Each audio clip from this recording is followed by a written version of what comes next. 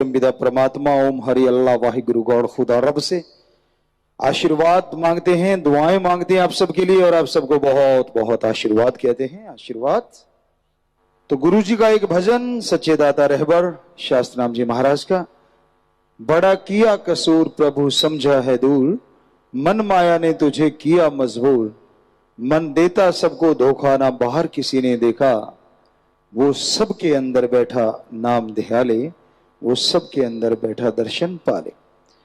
वो मालिक, वो अल्लाह, वो वाहिगुरु, वो गॉड, ओम हरि राम ईश्वर श्याम, अरबों नाम है उसके, पर वो कण कण में है।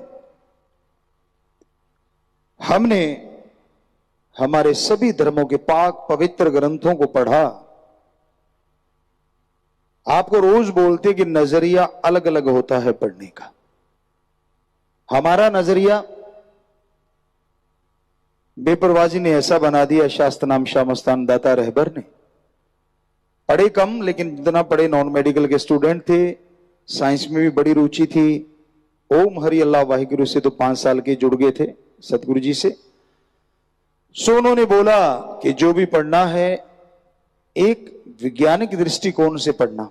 तो हमने पाक पवित्र वेदों को पढ़ा, पाक पवित्र कुरान शरीफ को पढ़ा, पाक पवित्र गुरबाणी को पढ़ा, यानी बहुत सारे संत महापुरुषों की पवित्र रचना को पढ़ा।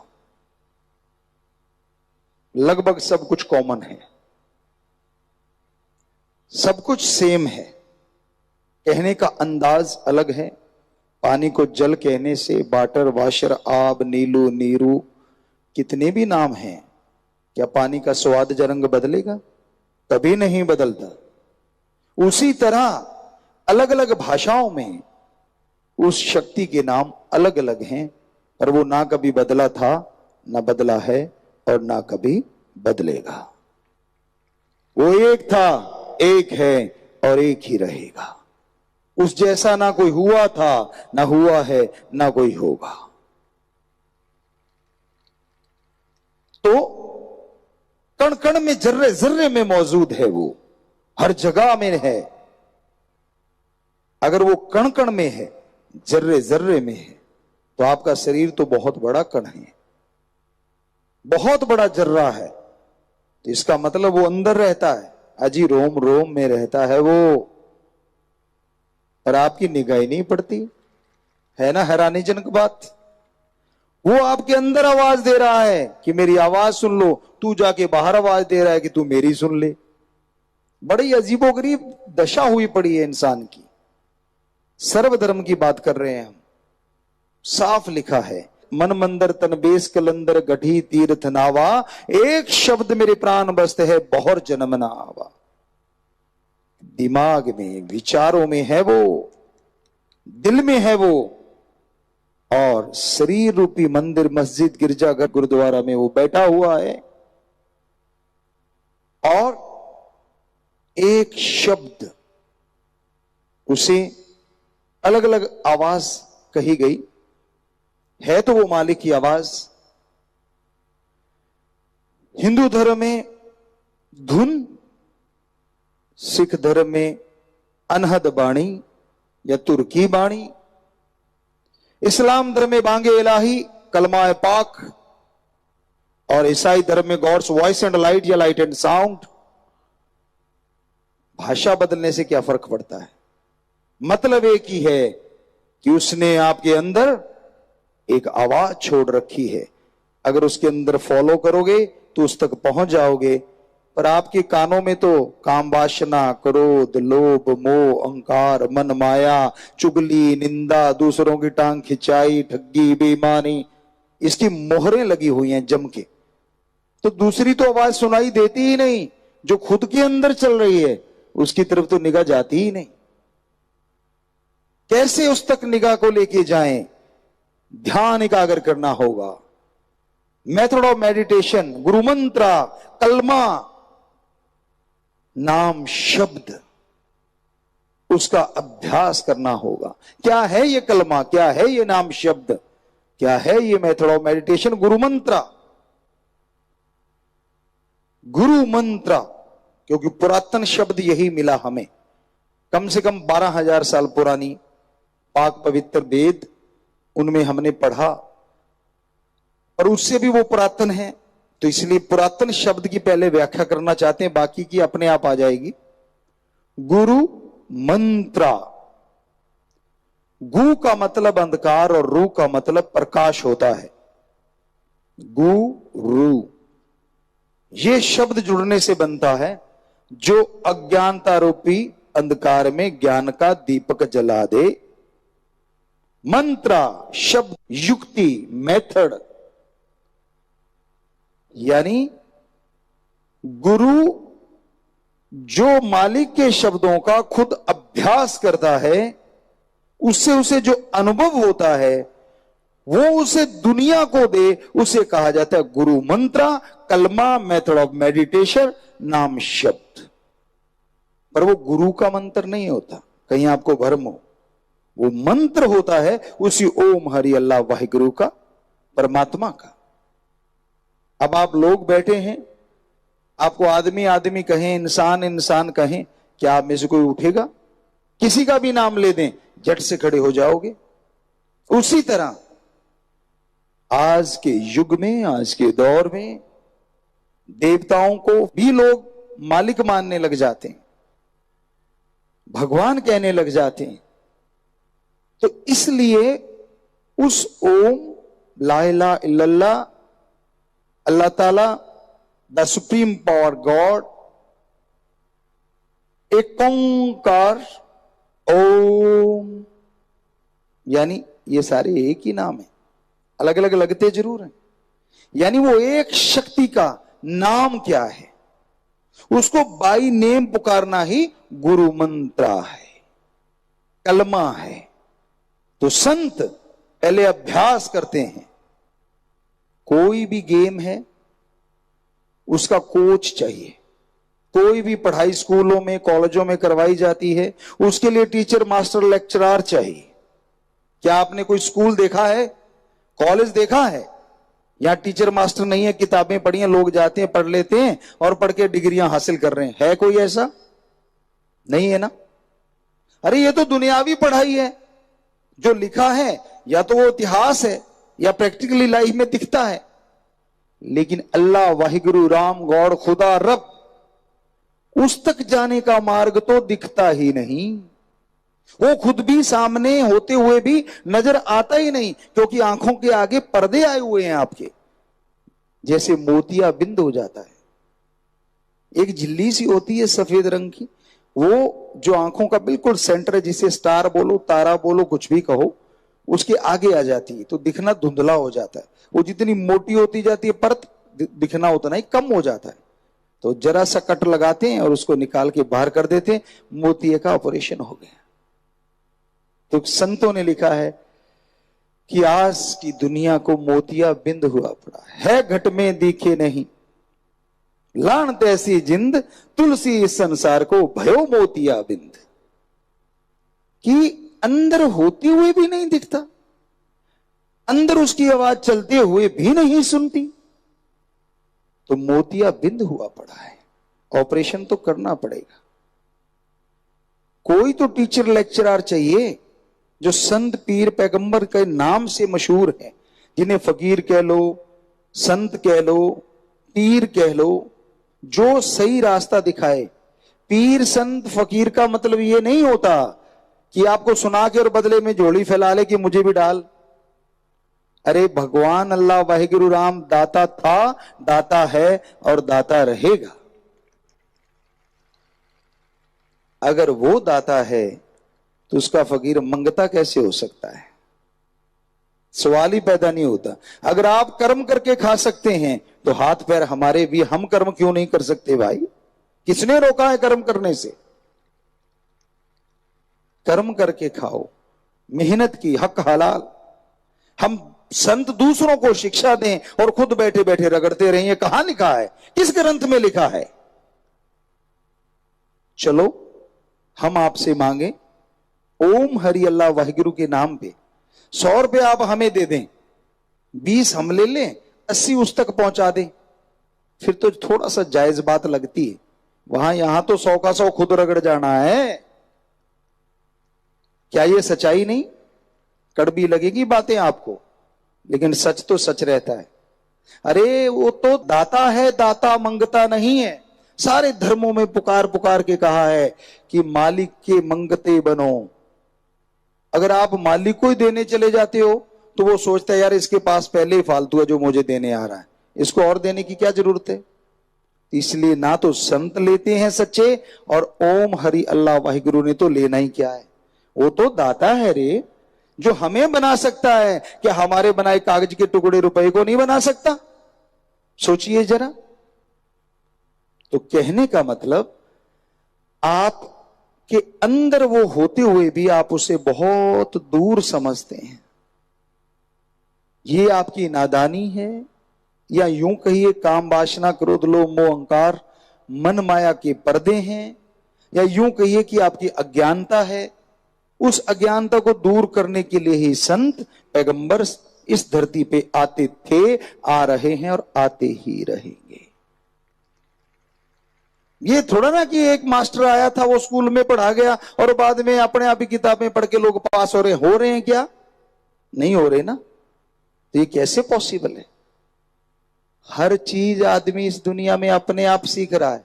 अब ठगी मारने के कितने स्कूल हैं जरा बताओ? चुगली करने के, निंदा करने के कितने के स्कूल हैं? है कोई स्कूल कॉलेज? नहीं है ना। बुरे कर्म करने के कहीं स्कूल हो, कत्लो गारत मचाने के कहीं स्कूल हो, बहुत रेयर ये चीजें मिलेंगी आपको। अपने आप सीख रहा है इंसान। बुराई का ये दौर चल रहा है जिसे कलयुग कहते हैं, शैतान का युग कहते हैं, कि इसमें उसकी शक्तियां ज्यादा हावी हैं, ज्यादा छाई हुई हैं। इसमें उसकी बातें सीखना आसान है, उसकी बातें अपने आप सीख जाते हैं। बातें नहीं सीख पाते तो उस परमपिता परमात्मा की, उस मालिक की, उस राम की। इसलिए संत पीर फकीरों को आना ही पड़ता था, आ ही रहे हैं और आते ही रहेंगे। वो कोई ये नहीं होते कि वो कोई अपनी मान बढ़ाई करते हैं, नहीं। संतों का कहना होता है, जैसे कबीर जी ने लिखा है कि कबीरा सब ते हम बुरे, हम तज भला सब कोए, जिन ऐसा कर मानया मीत हमारा सोए। अरे भाई, संत तो हमेशा कहते हैं कि भाई, हम भी आपको हमेशा कहते हैं कि हम तो आपके नौकरों के भी नौकर हैं, हम तो खाक हैं, चौकीदार हैं। आपका नौकर भी हमें अगर कहेगा, हुक्म देगा कि मालिक से दुआ करो, तो हो ही नहीं सकता कि हम उसके लिए दुआ ना करें। हम होते कौन है? क्योंकि हमारी ड्यूटी है। आपका छोटा सा परिवार होता है, आप उसको पालने पोसने में कितना समय लगाते हैं? आप उस घर के मुखिया हैं, घर के हेड हैं, आपकी जिम्मेवारी है ना? जिम्मेवारी है ना? फर्ज। उनका पेट भरना, पैदा आपने किए तो एक बार तो करना पड़ेगा ना, उनको उनके पैरों पे खड़े करना। तो आप ये सब करते हैं, तो आप अपने 2, 4, 5, 7 बच्चों के लिए, परिवार के लिए जिम्मेवार हैं।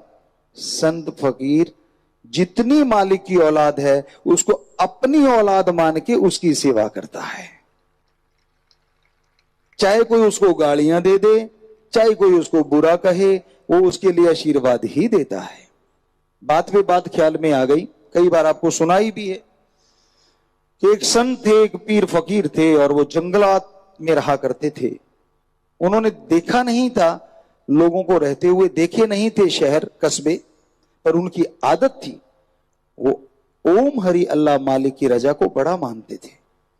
कोई बात होती बड़ी तारीफ करते थे, वाह मालिक।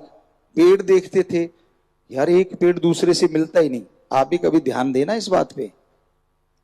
आदमी आदी हो जाता है, यानी आपके घर में गुलाब के फूल लगे हैं, 5-7 दिन तो आपको खुशबू आएगी, रोज गेट के आगे लगे हुए हैं। 10-15 दिन में कम आने लग जाएगी, और 2 महीने बाद आपको याद नहीं रहेगा कि आपके घर के आगे फूल भी लगे हुए। आते जाते कभी नजर पड़ गई, नहीं तो नहीं। पर ध्यान दे के देखो, ये डिजाइन किया किसने है? अलग अलग पेड़, अलग अलग सांचा है, अलग अलग खुशबू है, अलग अलग गुण अवगुण है। पेड़ पौधे देख लो, वनस्पति देख लो, और छोड़ो दो सके भाई, और छोड़ो दो जुड़वा भाई के भी दोनों के हाथों के निशान नहीं मिलते। ये डिजाइन करने वाला है कौन? खून एक, मां एक, बाप एक ही टाइम में पैदा हुए, नसीब अलग अलग है ना। गजब। कोई तो होगा जिसके पास ये सांचा है कि एक जैसा नहीं बनाना। कमाल है। तो वो संत इसलिए मालिक की जो भी कोई चीज देखते थे कहते थे वाह मालिक तूने कमाल कर रखा है। तो एक बार वो शहर की तरफ आ गए। अब आए जैसी अंदर तो बिल्डिंगें बनी हुई हैं और बड़े अच्छे अच्छे मकान हैं और अच्छी अच्छी हवेलियां बनी हुई हैं। तो वो कह रहे हैं अरे वाह मालिक तेरा बंदा कमाल है, गजब कर रखा है मालिक, क्या बनाया तूने बंदे को। यूं तारीफ करते करते करते करते हर चीज की, साइकिल मिला या उस समय घोड़ा गाड़ी मिली, जो भी दिखा यार कमाल है मालिक तेरा, गजब कर रखा तूने। इतने में क्या देखा, एक बहन एक बेटी छत पे बाल सुखा रही थी। तो वो निगाह ऐसे सब कुछ देखता देखता देखता उसने निगाह मारी और उधर से क्या हुआ, उस बिटिया का यूं सिर झटकाना हुआ। अब बाल केस पीछे चले गए और चेहरा सामने आया। कहने लगा वाह मालिक, सुना करते थे हूरें जो हैं, परियां जो हैं वो स्वर्ग में रहती हैं, पर तूने तो यहां भी उतार रखी हैं। वाह मालिक कमाल कर रखा है तूने। अब उस बिटिया ने, उस औरत ने शोर मचा दिया, ये संत सुदाई हो गया, मेरे पे गलत निगाह डाल रहा है, मुझे गलत बोल रहा है। लोग इकट्ठे हो गए तो लोगों ने उसको घेर लिया। कहने लगे भाई तू क्यों गलत बोला। कहने लगा सुनो भाई, मैंने कुछ गलत नहीं बोला, मैं तो अपने मालिक की उपमा कर रहा हूं कि वाह मालिक तेरा कमाल है, तूने जो परियां सुना करते थे, हूरें सुना करते, तूने तो धरती पे उतार रखी हैं, गजब है तेरा। लोग शांत हुए कि वाकई गलत तो कुछ बोला नहीं है। इतने में एक आदमी आता है और दाड़ दाड़ दो तीन उसके थप्पड़ मार देता है। संत कहते वाह मालिक ये भी तेरा कमाल है। पर फिर कहने लगे रे भाई तू है कौन, ये सारे तो खड़े हैं, मेरी बात सुनी, तूने तो बात ही नहीं सुनी, आके सीधे धर दिए। कहने लगा मैं उस औरत का मालिक हूं। तो अच्छा अच्छा अच्छा अच्छा, वाह मालिक देख लो ये उसका मालिक है। इतना कह के संत चुप हो गए। अब वो आदमी वापिस हुआ, बाहर सीढ़ी लगी हुई थी, चढ़ा अपनी घरवाली के पास जाने के लिए। अब दूसरी मंजिल थी या जो भी था, लास्ट सीढ़ी पे चढ़ा, पैर फिसल गया और घूमता हुआ नीचे आया, आती गर्दन टूट गई। औरत ने शोर मचा दिया, संत जादूगर है, मेरे पति को मार दिया। नीचे आ गई भाग के, पति को उठाया, गालियां देने लगी। लोगों ने रोका, कहते खबरदार, हम पास खड़े, संत ने कुछ नहीं किया, ये तो बेचारा जाने को तैयार था। तो कहने लगे क्यों आपने कुछ नहीं किया। कहता हे बेटी, हे बीबा सुनो मेरी बात। कहते हाँ। ये कौन था जो गुजर गया। कहती मेरा मालिक। तो इसने मेरे आगे थप्पड़ जड़ दिए। कहते हाँ। कहता फिर मेरा भी कोई मालिक था, उसने कर दिया। ये तो मालिकों मालिकों का झगड़ा है, मैंने तो कुछ कहा ही नहीं। तो भाई अगर सच में आप उसको पालें, सच में अंदर से महसूस कर लें, अरे ये दुनिया को बनाने वाला है, क्या तेरे घर में कमी छोड़ देगा। बताइए तो सही, क्या तुझे कुछ करने की जरूरत पड़ेगी। इसीलिए तो हम कहते हैं कि जो भक्त हो आप सारे, चुगली निंदा ना किया करो, किसी का बुरा ना किया करो, किसी को बुरा मत बोला करो, उस पे छोड़ा करो कि मालिक तू जान तेरा काम जाने, हम तो तेरी प्रजा हैं, हम तो तेरी रियाएं हैं। बस इतना मांग लिया करो कि सबको सद्बुद्धि बख्श, सबको नेक अकल बख्श। फिर वो जाने उसकी मर्जी, क्या करता है क्या ना करे, वो तो उसकी रजा है, उसको तो कौन रोके। तो इसलिए भाई एक तो ये कसूर है आपका कि आप अपने अंदर वाले को बाहर ढूंढ रहे हैं, तो उसको अंदर महसूस कीजिए, यकीन मानिए वो मिलेगा। और दूसरा कि आप जो लंपट हुए पड़े हैं दुनियावी चीजों में, अगर उसको अपना बना लोगे, अरे ये चीजें तो आपके आगे पीछे घूमेंगी, बात ही कुछ नहीं। बनाने वाला आपका हो गया, अगर राजा आपका हो गया तो उसका साजो सामान क्या पीछे रह जाएगा। विचार तो कीजिए। और फिर एक है मन, नफस शैतान। नेगेटिव पावर, मन, दिमाग में जो गंदे, गलत, नेगेटिव, बुरे विचार देता है, उसे हमारे हिंदू और सिख धर्म में कहते मन की आवाज, इस्लाम धर्म में कहते नफ्स शैतान। और इंग्लिश फकीरों में थोड़ा हमें अजीब लगा, ग्रंथों में माइंड लिखा हुआ है, जो कि सही हमें नहीं लगा कि वो चीज सही है, लेकिन क्या कर सकते हैं, पर ये दिखने में ये आया। तो माइंड नहीं है, मन एक अलग पावर है, एक अलग ताकत है, जो दिमाग को अच्छे, नेक, भले विचार, परमात्मा, अल्लाह, वाहिगुरु, राम, गॉड के विचार देता है। उसे हमारे हिंदू और सिख धर्म में कहते हैं आत्मा की आवाज, और ईसाई धर्म में कहते हैं रूह की आवाज, जमीर की आवाज, और उसे इंग्लिश फकीर कहते हैं वॉइस ऑफ सोल या सोल्स वॉइस, कुछ भी कह लीजिए, कैसे भी बोल लीजिए, आत्मा की आवाज, रूह की आवाज। तो दिमाग में दो आवाजें आ रही हैं, पर आज के दौर में एक आवाज यूं हुई पड़ी है और एक बुलंदियों पे है। मन, नफ्स, शैतान की आवाज सुनते जा रहे हैं आप, और जो आत्मा की आवाज आ रही है उसकी आवाज को आप दबाते जा रहे हैं। यकीन मानिए, आदमी अगर मालिक से जुड़ जाए और फिर वो बुरा कर्म करने लगे, हम लिख के गारंटी दे सकते हैं कि उसके अंदर से जरूर आवाज आएगी, मत कर, ये गुनाह है, मत कर, ये पाप है। फिर भी अगर आप कर जाओ तो मालिक क्या करे?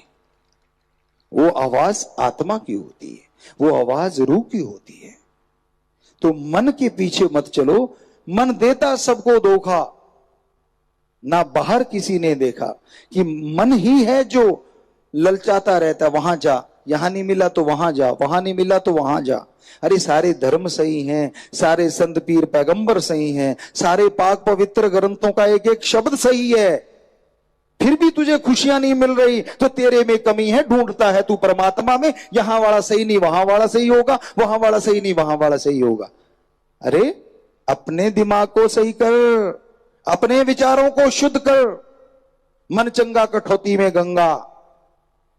अगर विचार शुद्ध हैं, विचार पवित्र हैं, घर में बैठा भी वो मिल जाएगा, हम गारंटी देते हैं। और अगर मन में पवित्रता नहीं है, विचारों में पवित्रता नहीं है, सारी दुनिया घूम लो, वो नहीं मिलेगा, नहीं मिलेगा, नहीं मिलेगा। विचारों से, विचारों का शुद्धिकरण करना है। वो सबके अंदर बैठा नाम ध्यान ले, उसके नाम, कलमा, मेथड ऑफ मेडिटेशन, गुरु मंत्र का जाप कर, तो तेरे अंदर से वो महसूस होगा, तेरे अंदर से वो जरूर दिखेगा और तेरे अंदर जरूर ख्याल देगा वो। तो भाई, मालिक की चर्चा जितनी करते जाएं उतनी कम है। कहीं भी मंदिर, मस्जिद, गिरजाघर, गुरुद्वारा मिलता है, हम पिछली बार भी बोल रहे थे, सजदा करो, नमन करो। हम तो ये कहते हैं कोई इंसान भी मिलता है, अंदर से नमन तो कर ही लिया करो। बाहर से मुंह से अगर राम राम सलाम नहीं बोल सकते, कम से कम अंदर से। क्यों? क्योंकि उसके अंदर भी तेरा अल्लाह वाहिगुरु राम बैठा है। और जो मंदिर, मस्जिद, गिरजाघर, गुरुद्वारा, उनमें उन संत पीर पैगंबरों की पाक पवित्र गुरबाणी वचन लिखे हुए पड़े होते हैं, जिनका कोई मोल ही नहीं है, जो अनमोल है। तो वहां सजदा नमस्कार करने से आपका कुछ कम नहीं होगा। यकीन मानिए, हो सकता है मालिक आपकी और खुशियां बख्श दे और रहमत कर दे। पर दिल से करो, बाहरी दिखावा चाहे मत करो, दिल से कर लो। तौबा करनी है बुराइयों से तो दिल से करो। दिखावे कर लिए, सांग धार लिया, ये वो, उसको दिखावा पसंद नहीं है, उसको शुद्धिकरण पसंद है। विचारों में शुद्धिकरण लाओ, ख्यालों में शुद्धिकरण लाओ। दिखावे में कुछ नहीं पड़ा। दिखावे में लोगों में जिद बढ़ जाती है, अरे यार ये तो वो है।